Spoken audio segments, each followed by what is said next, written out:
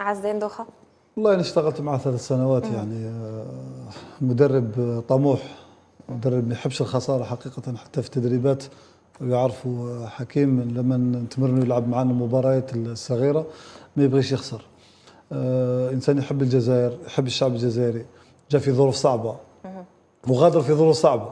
يعني قلت لك جاء في ظروف صعبة، كانت الجزائر تمر في مرحلة صعبة جدا، الحراك وما شابه ذلك، ودخل الفرحة على البيوت الجزائرية تقريبا 45 مليون جزائري. فرح جاب النجمة الثانية للجزائر. يعني ولا واحد كان ينتظر في الأشياء هذه. وصل للمقابلة ال 34 بدون انهزام كأعلى نسبة في افريقيا. يعني ماهوش عيب نقولوا للمحسن اذا احسنت شكرا وبارك الله فيك على كل شيء قدمته للمنتخب. وانا خاصه نعده كأب بالنسبه لي ولا كأخ اكبر. انا ما شفت منه غير الخير، واذا كان التجديد ولا التغيير فلصالح البلاد والعباد والمنتخب. المنتخب الجزائري ذا المشكور.